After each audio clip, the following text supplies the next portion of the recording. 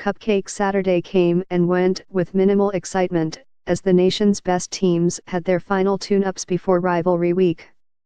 There were a few exceptions. No. 5 Wisconsin beat No. 24 Michigan, 24-10, No. 3 Miami came back to beat Virginia comfortably. Kansas State upset No. 13 Oklahoma State. Baker Mayfield stirred the pot and Will Grier broke his finger. But Week 12, not unexpectedly, left a lot to be desired. For the first time since the first college football playoff rankings debuted in 2014, every top 10 team won in a single week. You could sense that a few teams were looking ahead to next week, so well do the same. College football fans ate their vegetables this week.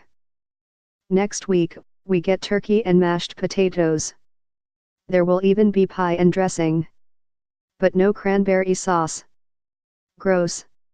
If Week 12 was the appetizer, Rivalry Week is the main course. Here's what we'll be salivating over in Week 13.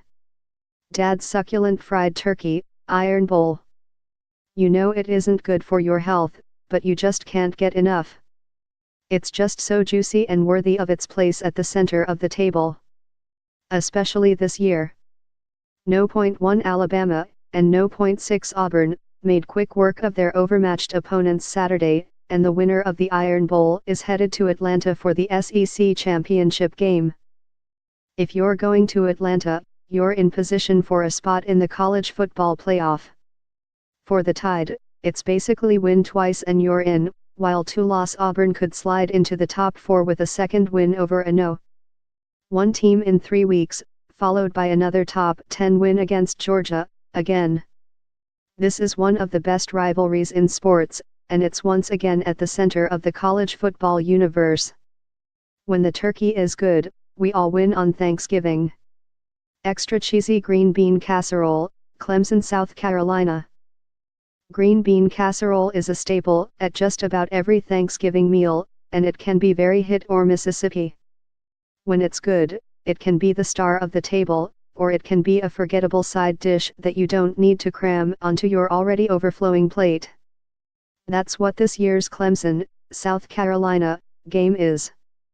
Clemson should win, but you can't help but think that this new and improved 8-win South Carolina team is going to make things a little challenging for the Tigers. Will Muschamp is one of the sport's great motivators, and he'll have his team ready to prove itself in Columbia. Don't sleep on the entertainment value of this game. Don't talk politics at the dinner table, the Egg Bowl. Just don't bring it up. You aren't changing Grandpa's views on taxes over dinner, and it isn't worth the argument that will ruin everyone's appetite. That's pretty much how it is with OLE Mississippi, Mississippi State.